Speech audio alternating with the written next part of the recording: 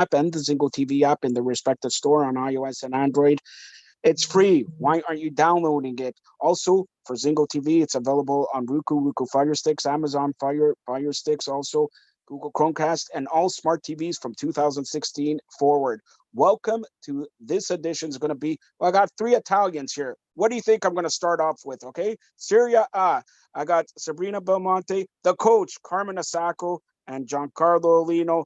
Sabrina, you have. I'll start off with you. Serie A. Let's talk about last week, a couple games, and look forward to, I think, the next 13 straight days of competition.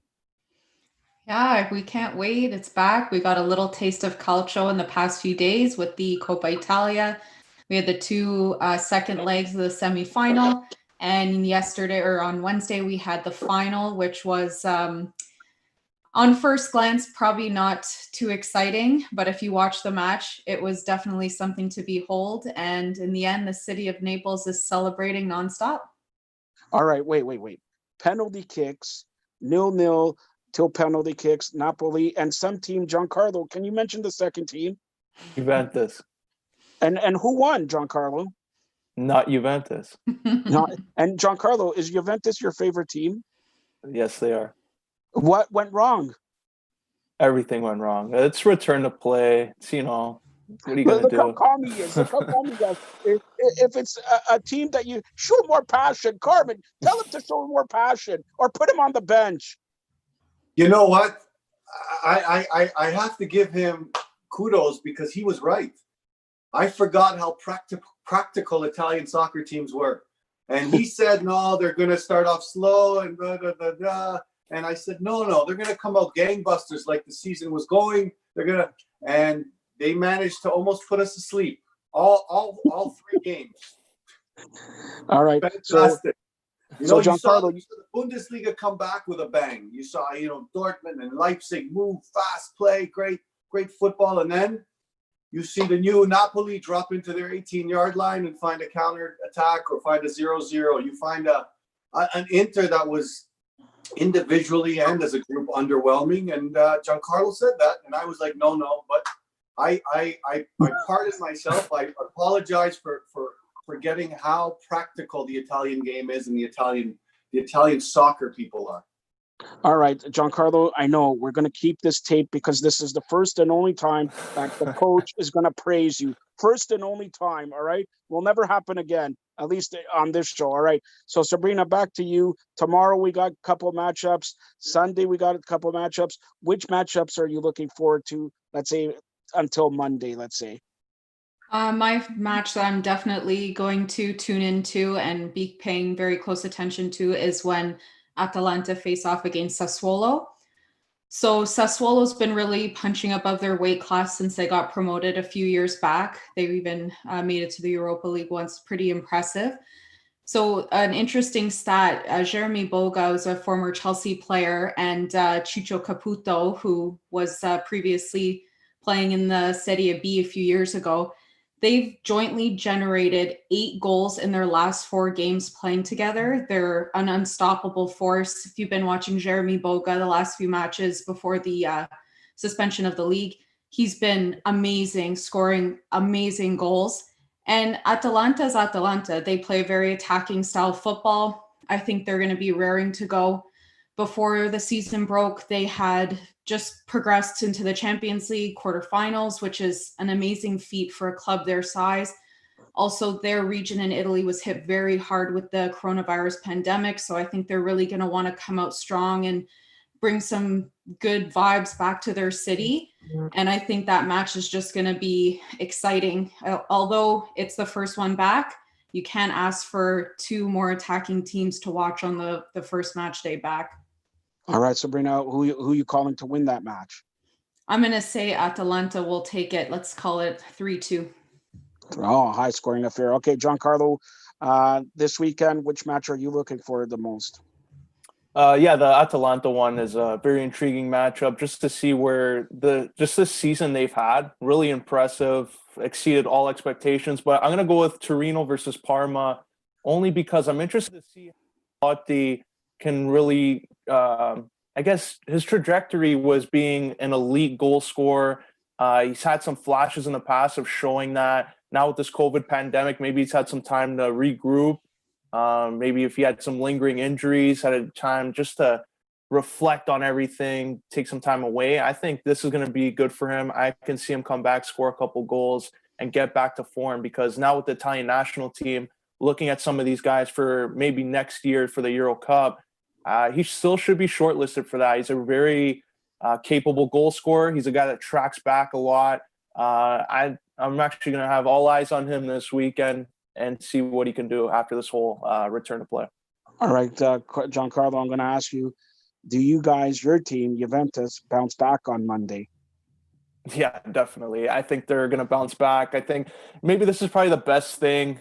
Inter was the last team to get that treble, to win the Italian Cup and Champions League. So it takes off the pressure, I guess, of doing that. They can go in the Champions League and focus solely on that. That's a big trophy they want to win. They haven't done that in a while, over 20 years since they won that Champions League. So I'd like to see them just turn their attention to that. If they don't win the league, so be it.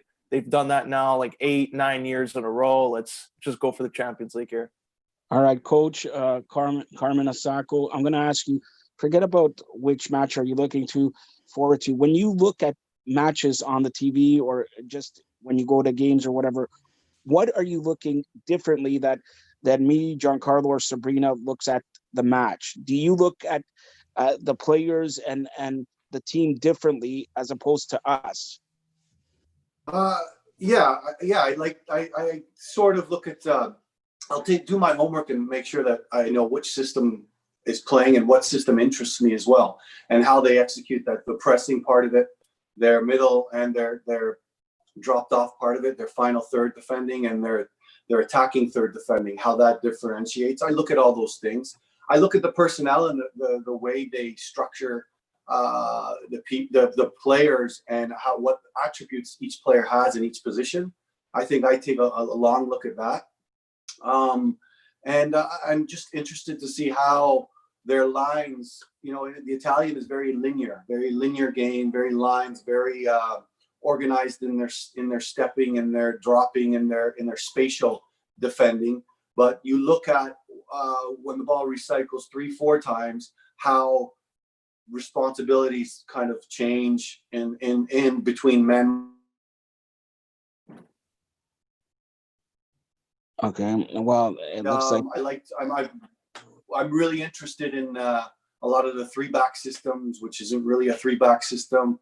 The 3-4-3 of a Borussia Dortmund, how the 2 behind the 1, or do they play in a line of 3?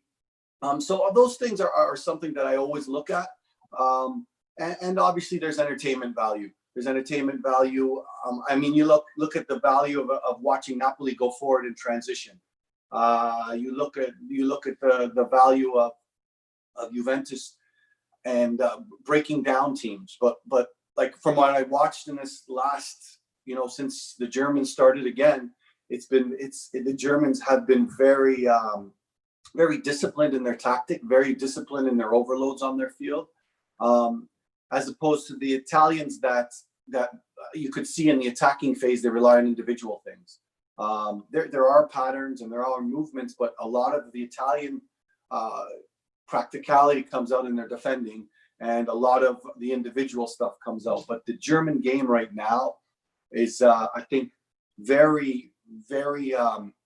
The German teams are very, not predictable, but very, very. Diagrams. You could see the movements move. You could see them very fluently. You could see the actions develop between 2-3 players. How the opposite side of the field looks. So those are the things for me that are very important to make myself better. So I mean, and obviously I love watching the game itself and watching the individuals, but that's probably one thing that I look in a system, and you see a system like Inter playing against Napoli, how all the taught things did well, but then Lukaku lets a ball through his leg, or Martinez doesn't press in a certain spot. So you can see those things happening, especially defensively and in transition.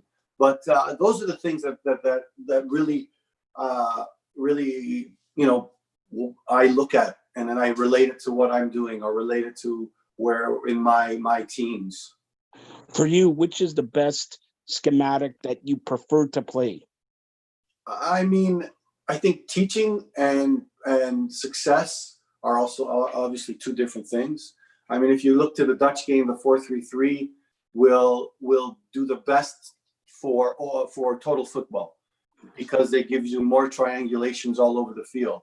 But for me, the Sasaki 4-4-2 is the most dynamic as far and the most best teaching for a youth group in pressing, in defending, individual and small group defending. And I think that it's very good for the beginning of the understandings of possession, of depth and width. Okay, once again, it looks like teams. Napoli did the 4-4-2 to a gem, and Gattuso kind of changed the identity of Napoli with that 4-4-2 as well.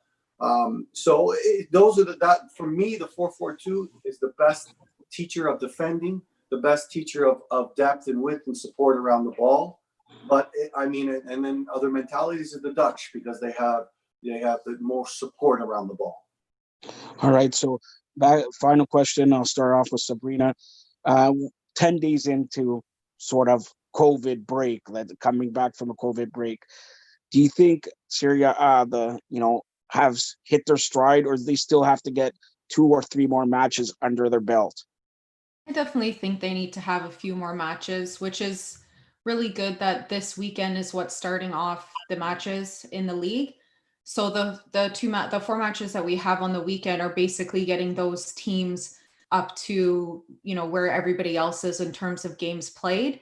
So it's kind of like a little warm up. You can kind of see how other teams are doing with having no fans and how they're going to react after not having any official matches. Like teams hadn't even really played even any exhibition matches before the start of the season. So I think the other teams are all going to be watching these 4 matches and trying to see definitely what's the product going to be like, because we saw in the Coppa Italia, very rusty. When Juventus and Milan played, I mean, the first 15 minutes was exciting, but for none of the reasons that we would have hoped. We kind of hoped that it would be, the tactical acumen. No, we had a penalty, a red card. It just came back with the wrong kind of bang. So we definitely have to see what happens this weekend. And then maybe I think after maybe match day 28, we'll start getting into normal resumption of the season. Giancarlo, you agree? Yeah, I agree. I think they're about a week and a half, 2 weeks away from that. This is kind of like similar to other seasons or other pro leagues like the NHL, NBA. When you have the off season, you come into preseason and just the whole game's out of whack. You see high scoring games. You just see some tactical mistakes that some teams make that are defensively sound. You just see them out of position at times. It's just an adjustment period. But I think eventually, just like all the other leagues, whether it be Spain, Italy, England, they're all going to get back. It's just a matter of time before they get adjusted to fitness level and timing. All right, Coach, you agree with them? I can't disagree with Giancarlo anymore. But no, I think again, the practicality of the Italian league, yes. I think that the Germans came in fit and strong, and I watched a little bit of Manchester City and Arsenal. And they paused the game there, so prepared, and and Arsenal still has the same nightmare that they always have. David Luiz is just a disaster, but yeah, I mean that was kind of up to par. And Sabrina made a great point. I don't think the Italian league had exhibition games like the English did. The English had at least 2 or 3 exhibition games going into their first game, and I thought there was more fluidity to the play. There was more desire to get on the ball, more desire to press the ball. So I think that the Italian league in this case has had less opportunity to prepare, and I think it's showing for sure. All right, so we're joined by John Freeman Nelson. Atlanta, OSG Sports in Atlanta. We just finished Serie A. We're going to start now La Liga. John, since you're here, we're going to start talking about La Liga. What do you think of La Liga coming off? We just Serie A. We just talked about how rusty they are. What about La Liga? Well, I mean, you're looking at Barcelona not playing at Camp Nou because of all of the construction going on. So you wonder if there's going to be any kind of a transition there. And today, for those of you who believe in this kind of thing and might have some, extra juice boxes laying around, just if this is just how you are, Barcelona is only a plus 112 this afternoon to win outright. So I think that's an interesting aspect in all of this. So you've got a couple of matches later today, as you're looking at things, and, if my computer would behave, I could tell you what they are. 1:30 Granada Villarreal, once again looking like a draw. Mallorca and Leganés looking like a draw. Barcelona is now actually up to plus 119. I feel like Eric Cohen when I do these kinds of things. Hold on, John. I got Carmen's the coach. When you mentioned juice boxes, John has a wallet big. He's talking about betting. Okay, John Nelson is rich. He's a play-by-play announcer for Atlanta United too. And look at his wallet. Look at his wallet right now, full of American dollars. Or if I knew Italian, what dollars are? Look. Okay, so that's what he mentions by juice boxes. But let's talk about Serie A here, or La Liga. Carmen, what do you think about La Liga? Like, I'll ask you the same question I asked you about Serie A. He's still showing that BarnBurner pays him the most. All right. Anyways, this wallet is upside down, by the way. All right. So Carmen, what do you think? A faster pace this weekend? Well, if you guys watch Barcelona play, if they're a faster pace, that's going to be scary. And I think that 3-goal difference is probably fair. No, Messi's come out. Yeah, he's not bad. A break for a little more of an aged team in Barcelona. That break made a massive difference for them. And you see all the differences and even in putting in Brathwaite. And wait till Suarez gets to 100% as well. So that team's going to be scary. That team has been together for a long time, and they have a lot of continuity. And I think playing on their training pitch is just I think that's the way they train. Their fluidity of their movement, their whether it's an individual or small group, they're dangerous, and they're probably one of the best team in the world right now coming from this COVID break. All right, Sabrina, I'm going to ask you this, okay? I know the answer already. Serie A, La Liga, okay? Which one, after this weekend, is more advanced? Better football in the past 2-3 weeks? I already know the answer, but go ahead. Do you, though? I think we've already seen because with La Liga, their first matches back were the actual league matches. They pretty much got a round under their belt already, whereas in the Italian league, we just played the cup matches, so not everybody had a chance to play. And I think you saw from the scores from last match week, 5-0 for Atleti, 3-0 for Real Madrid. They're coming back. They're getting in the swing of things. I mean, Marco Asensio, his first touch of the season was a magnificent goal. So I think definitely Serie A has a little bit of time to catch up to the La Liga. And right now, La Liga is definitely going to be more exciting and more settled in than the Serie A will be this weekend. Are you saying Spain is better than Italy? All right, next, I have to throw that. So are we saying that the Coppa Italia was the antipasto for the resumption of the schedule? Is that what this was? That's a great way of putting it. Giancarlo, I have to ask you the same question. Is Spain better than Italy? Know how many World Cups do they have? Know who your boss is. I count 1, 2, 3, 4 World Cups. Spain has 1. All right, enough. Yeah. Enough. This guy's going to throw him off the air. All right, throw him off the air. Okay, so Carmen, I'll get back to you. Carmen, when you look at, Serie A, La Liga, EPL, even put in the MLS, is there something that you look for in each league that is different and the different?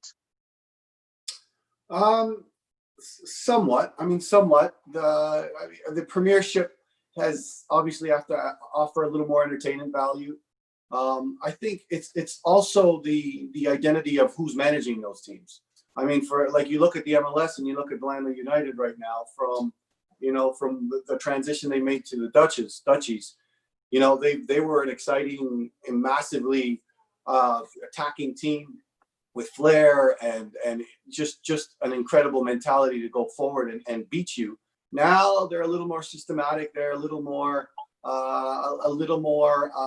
diagrammed. So I think that and the people that the Liga bring in are usually the same type of people. Obviously, the Spanish coaches, and I think that the Italians usually bring in the same type of people as well.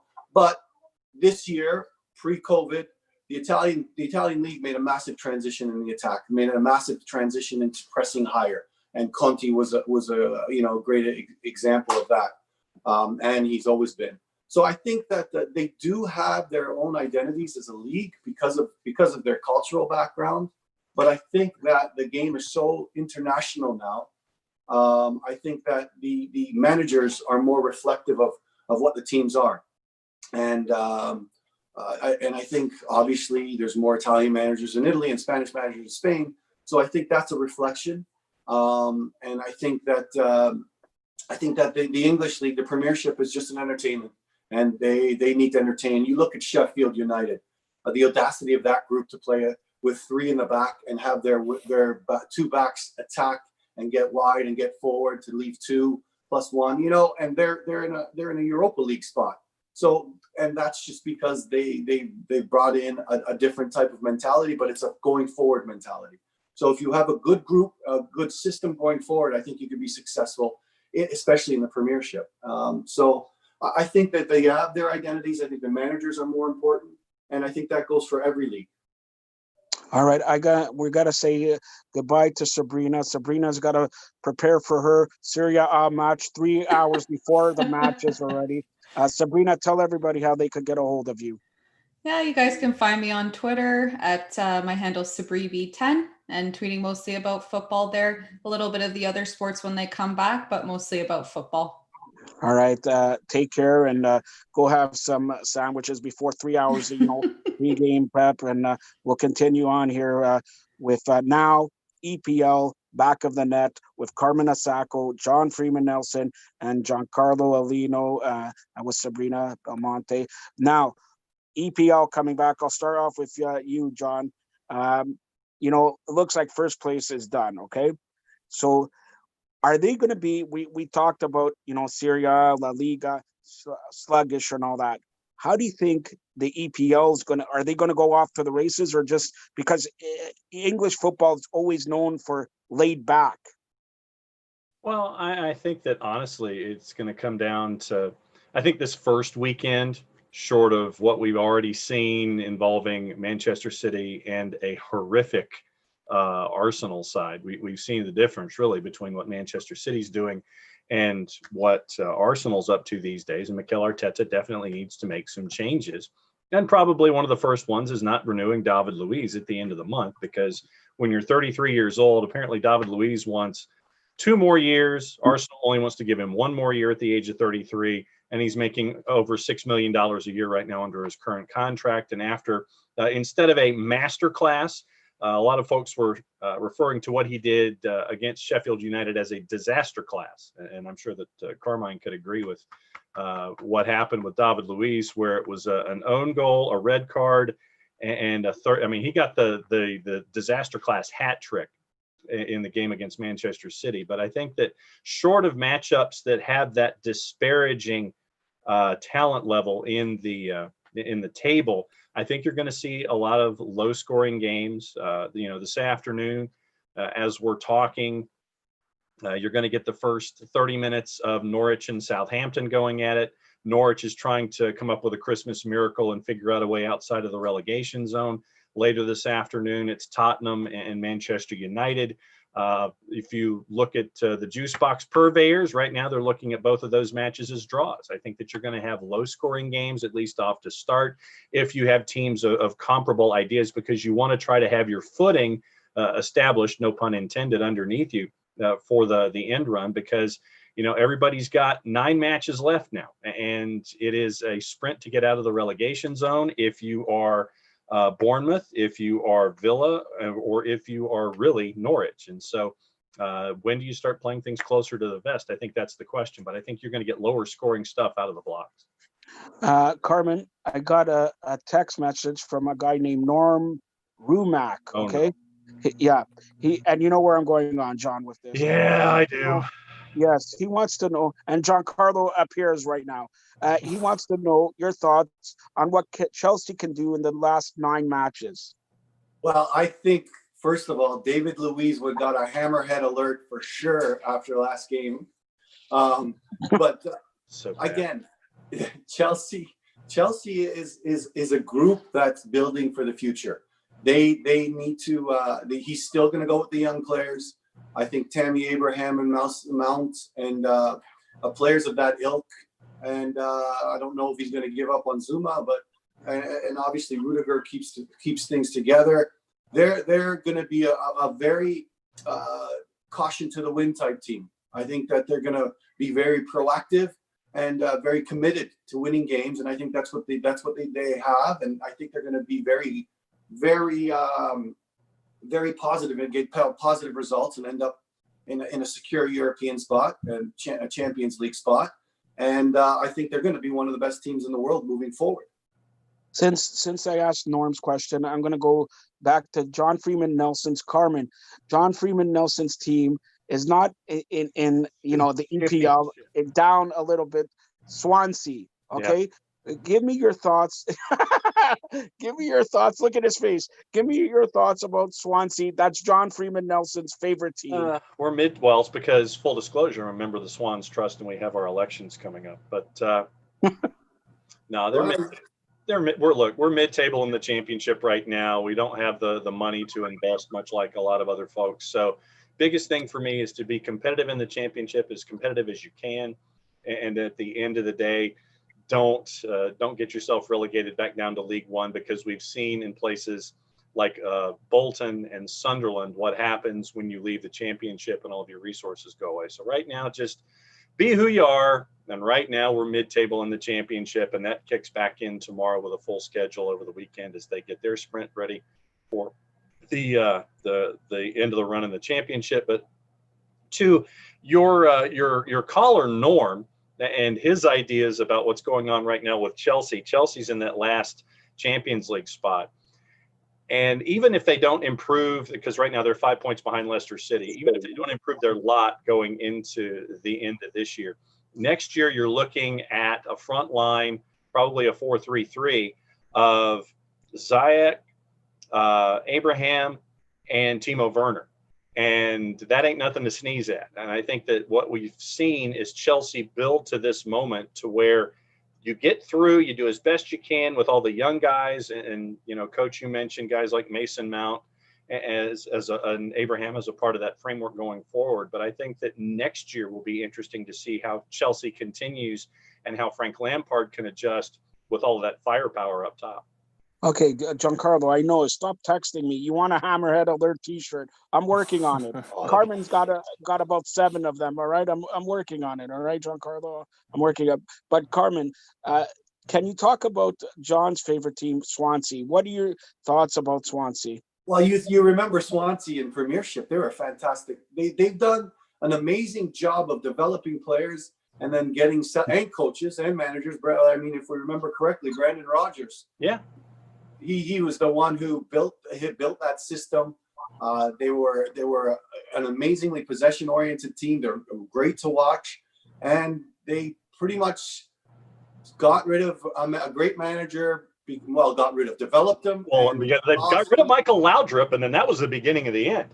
Well, there's a lot of players that they just kind of let go, and they didn't do the good side of the business. So I think that the development on the field was fantastic, but I think the business side of things really didn't follow through. So I don't think it's the football that part of it, but I think the board should take some responsibility for them getting relegated and doing a good job of their scouting and their maybe their academy system, because they had some fantastic players and a great manager. No doubt. Giancarlo, stop texting me and asking me to ask John to show Carmen all John's scarves and all that. You want to do a panoramic look? Carmen, look at this guy. Shirts, hats, or whatever. Do you pay for any of these scarves and all that? Come on. So what Are you a media type? This is how I invest in local soccer. This is a part of the deal. So, all right. So, Carmen, since this is the first time that you've seen Office HD, here we go with the camera. So there's the scarves, at least part of it. Boo, Atlanta. Where's Toronto FC? Sorry, wrong city. That is the beautiful thing about shower racks, and this is something that the boss has figured out. Shower racks are amazing to handle scarves, and so that's the big part of that. You go down, and there's a Humboldt Broncos scarf. I thought you might like that one, Joe. Wow. Yeah. And then you've got Wimbledon, Richmond. There's a Swansea one there in the Richmond Kickers, excellent. How about what with the Silverbacks? Where the Silverback scarf? Silverback scarf is You have it. right there in the corner. That's right there. There's your Silverback scarf right there. Wow. So Wait a minute. Hold on. Carmen wants to know, and because Carmen's texting me also now, where's a BarnBurner scarf? Where is a BarnBurner scarf? that's a question for BarnBurner.ca, my friend. And if you use our friends at Die Hard Scarves in Texas, they can probably get you a good deal on BarnBurner scarves. But Carmen, there's the train track that has all of the hats, or most of the hats anyway. Very impressive. Let's see. So you got that, and I always enjoyed my trips to Atlanta. To be fair, we used to, when I was with I played for Milwaukee Rampage in Rochester back in the day. Yes. So actually, someone just sent me our championship final against Carolina Dynamo. Nice. 1997. Yes, I just aged myself, but brother. Yeah. 1977. What? Wow. You'll pay for that one later. 2007.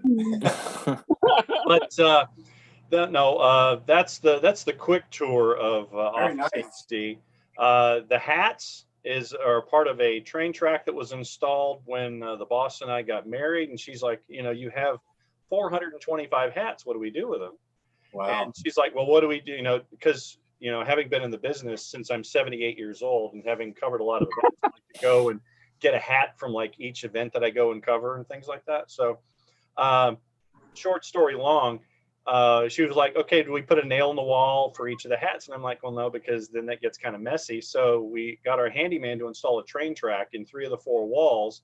And so I can get about 275 hats out of the bunch at any given time, and I can pyramid them so I can show them all around the place. And so there's a boatload of hats that are. We'll send you some CPL hats. Oh, that'd be look. They will. Oh, what's the latest on Charlottetown? Do we know? No, I don't. Are they? Carmen, wait. If I ask that question, I think I get a different answer. Because I know they're still to be honest, they haven't decided which city apparently, because apparently they've started. PEI has come out with a new financial arrangement, we'll call it.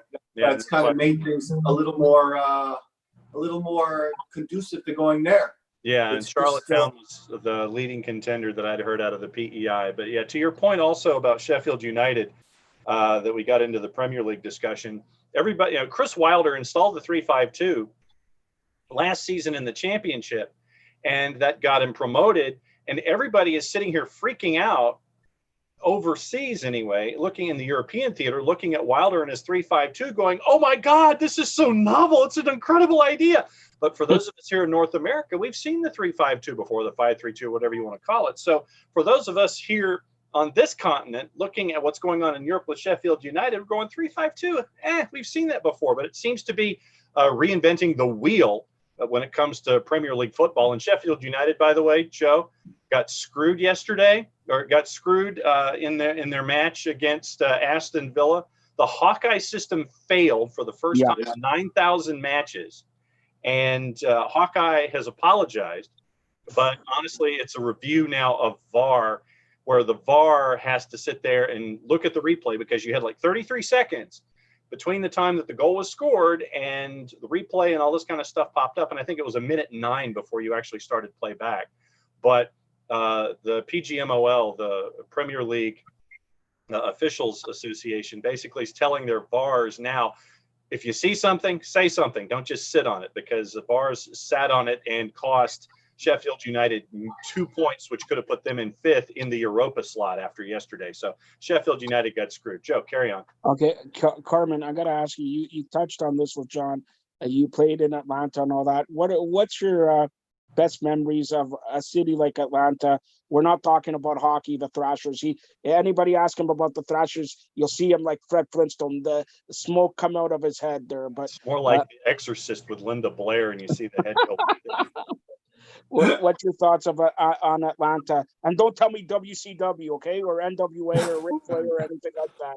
No, they have amazingly diverse city for sure. And Bucktown,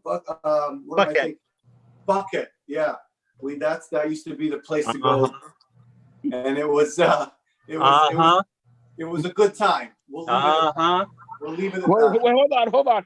John Carver, let me just tell you, Norm would have had a great time. All right. So that's your favorite memory of Atlanta? Come on. Yeah, that's a smart play. Yeah, you know what? Until United, they really didn't have a good leadership in the professional game, and their teams, although kind of always had good, diverse players, whether they were South American, a lot of Brazilians too. They never really put it together in the A-League back then, or we'll call it the second division. So they had good quality, and they just weren't as and correct me if I was wrong, but they didn't have the stability, whether it was the stability of playing in one place. So now, obviously, Atlanta United did things incredibly right. And the difference is showing, especially off the field. So they really, Atlanta Silverbacks and those teams that kind of went through the system of the A-League and USL really didn't have stability, and I don't feel like they got it right as a community as well. So credit to Atlanta. You see what they did when everything goes right. No doubt. And today, I think, John, you could touch on this. They came with a press release for USL. They're coming back and everything like that. Yeah, USL and the USLPA agreed on terms to return for July 11th. They're still trying to figure out what it looks like. And this is my plug for the subscription to The Athletic. If you don't have one, get one, because they have some tremendous writers. Jeff Ruder came out with a story explaining 2 documents that were agreed to by the USL and the USLPA. One is a return to play protocol, and it's like 6 pages. And then there's a 48-page document that follows when it comes to protocols. And it's really detailed about teams, how they're supposed to do their game days, how they're supposed to do their training, how they're supposed to do their testing. And I mean, it is so detailed. It is literally telling, if fans are going to be there, and the USL and USL League One are talking about having fans in the stands when the games come back online. The championship set for July 11th and League One set for the 18th. But there's a lot of different things, and Jeff Ruder breaks it all down. And they're also going to continue discussions on their first ever collective bargaining agreement. And so that's the other news out of that as well. So right now, the championship, July 11th, possibly eventually home sites. They're still trying to figure out how many games it's going to be for their schedule for 2020, and still waiting to hear on League One. So that's your update from the second division. All right, so you're watching and listening to the BarnBurner TV Network here on Zingo TV Channel 250 with John Freeman Nelson, Giancarlo Lino, who kept quiet for the last 10 minutes. He's such a talker. Yeah, I know. And the coach, Carmen Asako, you guys touched on it. Now let's get to the CPL back in the net here. Let's go with Giancarlo. You had the pleasure, because BarnBurner sent you, gets you a regular season pass there. Carmen got you a jersey. It didn't get me anything, all right? what do you hear? What do you hear? Because you wrote a great article this week on BarnBurner.ca on the CPL. Because you're York University alumni, York 9. They made some moves last week, signing back Ryan Telfer and all that. But what do you personally hear, Giancarlo? Much of the same, like Carmen. It's just like PEI has come out and it has been discussed as an option. Maybe they want a team out of it. That'd be an interesting, I guess, proposition for them. PEI, when you turn pro sports, that could be interesting, especially for Canada going to the East Coast. You see what Nova Scotia and Halifax, what it did there. They had one of the most exciting atmospheres for fans in the whole CPL. Everybody was raving about that. The whole fan experience. They supported their team. They were sold out. So I wouldn't rule out going to PEI, and then maybe Commissioner David Klanikin evaluating the situation, evaluating the fields over there, the facilities, if they can support a team, the local community. If they do get the games as a hub city, I wouldn't rule out PEI as being an expansion down the road. All right, Giancarlo, and then I'll get to Carmen for a second. Is it a must that the CPL must play this season? Because like the CFL, we don't know. And maybe if they don't play, maybe they're dead here. CPL just started 1 year ago. As the CFL is over 110 years, right? So is it a must that the CPL plays this year, Giancarlo? I don't think it's a must where they have to have a regular season, but I think they should have something along the lines of the MLS, like a tournament with all these teams. Do something like a group stage. Get fans engaged with it online through social media. I think that's where they really have to sell their game, because One Soccer, it's a subscription based, and then some of the games will be on CBC, some will be online on CBC. So you really have to make that effort on social media to engage these fans, get them involved in their local team. And I think if they do that, have a tournament instead of a regular season, you might allow fans to get to know some of the players. Like, look at York 9 this year. You got Michael Petrasso coming in. He's a local kid from Woodbridge. Ryan Telfer, Toronto FC Academy. Matthew Arnone, who Carmen knows there. So this is a team that has a lot of local players on it. I think they should really promote that a lot more. And if they do have a tournament and you allow maybe like a docuseries on YouTube, maybe some fans will be more interested and engaged with it. So I think they should have a tournament instead of a regular season. Carmen, let me ask you this. A two-part question, same question. Should they play a season? Is it a must? And second, you were around the cities last year. For you, what was the best atmosphere? What was the best fan engagement in the CPL last season? Well, I mean, without a doubt, Halifax was the most ornate experience and organized experience by the fans. Their chanting, their passion, their knowing every player, knowing things. They're educated fans. That by far they were the best fans, and in not only in numbers but in organization. But other cities had great fans. Calgary had great fans.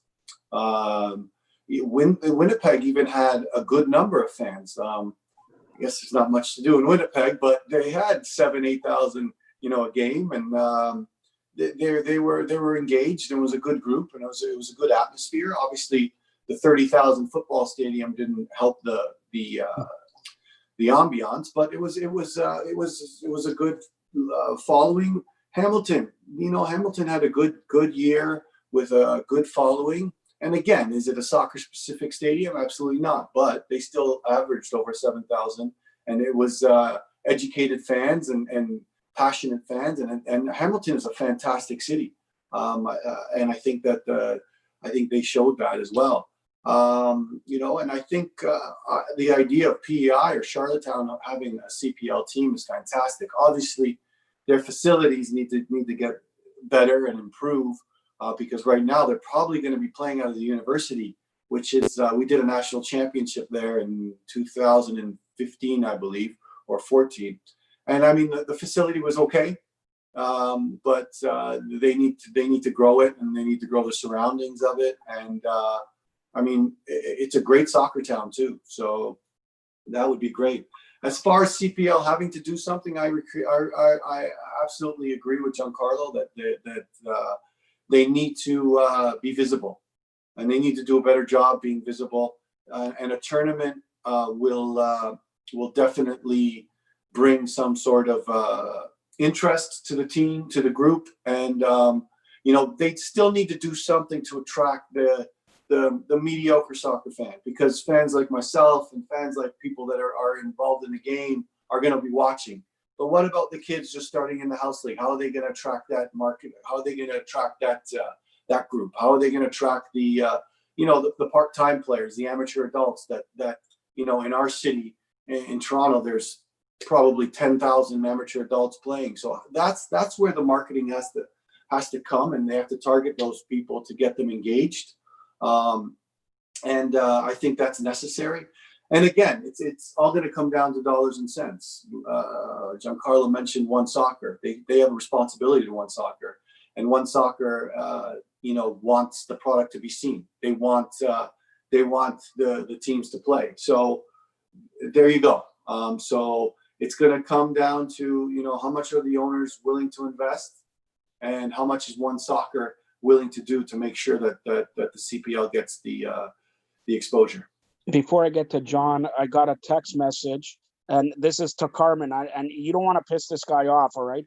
I got it from El Champion, Chris Jericho. He takes issue with you saying Winnipeg. There's nothing to do in Winnipeg. What's your comment, Carmen? You're pissing off El Champion, Chris Jericho. My bad. Sorry. Tell him to name 10 things to do in Winnipeg. He could tell you. Never mind. John, you're the American here. When you look at the CPL, what do you see? Do you see a league that grows, or is it comparable to these other leagues that we're talking about? No, I think that you have to just take each league in its own context, and I think that the point made about having a tournament. I mean, let's compare the CPL to the NWSL.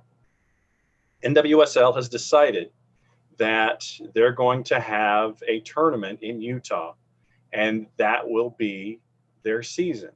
For a league that is as young as the NWSL is, the idea is to get out there, and as Coach is mentioning, you have to get the casual fan engaged. And for a league at a point where the NWSL is, that's why you do something in Utah with as many of your players that are attached to national teams that want to come in and be a part of it. There have been reports that not every U.S. women's national team player is going to be a part of this, but I think it's important for the NWSL to have this cup in Utah. It's going to be on CBS. It's going to be on CBS Sports Network. It's going to be on CBS All Access. This gives the league that opportunity to sit there and have eyes on it that would not necessarily have been there.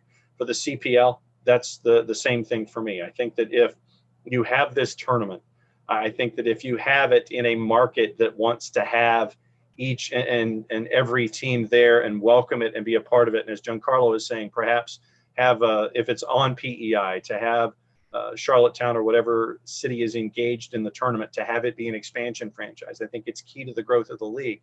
I think that having the games broadcast and as accessible as possible, I think that is just as much the key, because since we don't know when this tournament comes online for the CPL, what the fan engagement's going to be. Is it going to be socially distanced fans? Is it going to be limited attendance? Is it going to be no attendance? I think then that's your discussion of how key it's going to be going forward to make sure that the games, and I mean all of the games, are televised, are shown in a way that's easily accessible for not just the hardcore fan. One Soccer, we know that they'd be a part of it. CBC, if they're a part of it, great. But you've got to make sure that each match has its place. There's no run over. There's no competition with other matches in the tournament. You have to be there for the casual fan to make sure all of your matches are broadcast. I think that that's the key here as well for the growth of the CPL long term. You're listening and watching to the BarnBurner TV Network here on Zingo TV Channel 250. We're going to get to the MLS kicking it right now with John Freeman Nelson of OSG Sports in Atlanta, Giancarlo Lino, and the coach, Carmen Asako. All right, let's start off with the coach, Carmen Asako. Carmen, are you geared up for MLS? We have a guy here from Atlanta who says his team can beat TFC. All right. What's your thoughts about this tournament, Toronto FC and specifically Atlanta United? By the way, this guy, John Freeman Nelson, who showed you all the scarves, all the hats, he's the play-by-play guy of Atlanta United 2. And he should be the play-by-play guy of Atlanta United 1, but he didn't want to wear the scarf for Atlanta United 1. Go ahead. I love the idea of the tournament. I think that a World Cup type format, I think that the morning games, I love it. I love it. I mean, you look forward to that. There's going to be a lot of, students and a lot of young soccer players just glued to the TV to watch this. And they're not just going to watch their home team. They're going to watch, game after game after game. So I think it's a fantastic idea. I think that most of the European leagues will be done when it starts. If I'm not mistaken, they'll be almost done. So I don't think there's going to be too much competition from the European leagues. You know what? I'm looking forward to it. And I know Atlanta and Toronto are in different groups, and I think that the East is predominantly Atlanta and Toronto, even though the New York City and the New York Red Bull have some sort of say. But I think that Atlanta and Toronto are going to be the two teams, as we discussed before, that are going to be the competing for that MLS Cup. And all right, Giancarlo, do you agree? And between you and John Nelson, you're Toronto, John is Atlanta. Give me why TFC are going to win, and John will tell me why Atlanta wins, and the loser has to shave their head. All right, go ahead. Yeah, I think Toronto FC health is going to be a huge factor. Mike Bradley coming back. They're going to be a fully 100% squad ready to go. Achara, who that first opening game opened up a lot of eyes. This guy could be a star, and now he's been off for the last 2-3 months, getting better, probably doing his own workouts at home. I think that could be a wild card coming off the bench. He can really change the game for TFC and be one of those guys that plays a factor in them advancing at some point. And maybe Altidore slow. Maybe if somebody gets injured, he can come in and play a big role. But I think this is going to be a similar tournament. The first couple of games might be a little bit like what we saw this past weekend. It might be a little slow going on. There might be some mistakes. I think it won't be until the third game where everything really starts to develop and we see what every team is capable of. But I do see Toronto and Atlanta going in the conference final or the Eastern bracket final. Yeah, but you didn't tell me why Toronto could beat Atlanta. Because they already did it last year. All right, John, go ahead. School this guy. I want to see him bald. Go ahead. All right, here's the deal. When it comes to, and I'll try to make it quick because I know we're up against it, but basically, I think that you look at one element in all of this that hasn't been addressed. Joseph Martinez has been rehabbing the entire time while there have been no games being played. I think that if you can get Joseph Martinez back toward the end of whatever regular season you're going to have, I think that Toronto, I don't know if Josie is going to be healthy for an entire season. Once again, you talk about the health of Michael Bradley, and when you don't have that fulcrum at 100%, how does that affect everything? I think you look at Red Bulls. I think Red Bulls, for me, I don't see them improving over time. I think that Chris Armas, I think it's going to be more the same with Red Bulls. I think NYCFC is going to be an interesting look because of how they have grown in their situation. I think NYCFC is going to be a pain. It's going to be, the East is going to be interesting. This tournament is going to be interesting. And remember, the short version of the tournament is the winner of the MLS is Back tournament also gets a CONCACAF Champions League berth. And it's the fourth of the four berths that was decided. The next best record that didn't qualify under the first three categories gets a bid. So it's CCL bids on the line, but I think that when you have a team that is deep, look for that. And I think that you have a team that is healthy across the board. Remember, your rosters are probably going to be a little bigger too. So deep and healthy. Those are the two things. And I think that Atlanta United should expect semifinals at the very least. We got 10 more minutes here, so I'm going to go around the table here. Okay.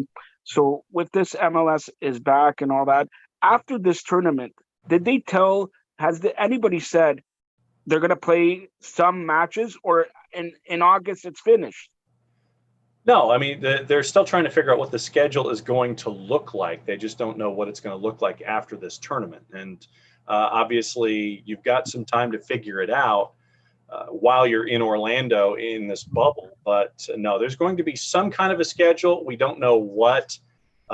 Don't be surprised if it's regionalized somewhat. Your East is going to be the East. Your West is going to be your West for this year, kind of like the American League and the National League in baseball, short of interleague play in the old days. So look for Eastern teams to play in the East, look for Western teams to play in the West, look for things to be as regionalized as you can get away with.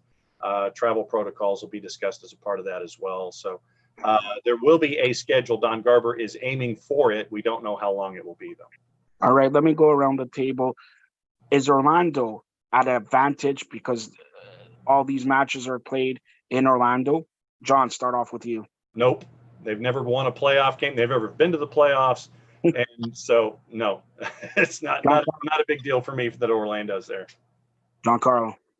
No, I don't think so either, much like John said. And also, too, with I think Orlando is at risk here because if you look at the NBA, they're having second thoughts about going to Disney also. And with the cases in Florida rising, maybe they're going to probably look somewhere else to have this tournament. But for right now, if they're hosting it, I don't see Orlando going too far. Carmen. No, I agree with both of them. I don't think that the venue is going to make a massive difference by any means. So now let me ask you, in baseball, the Philadelphia Phillies, 8 people tested positive for COVID or whatever. Do they have a plan? Let's say, okay, one person or whatever, but let's say after 1 or 2 matches, 4 or 5 players test. What's the plan going forward?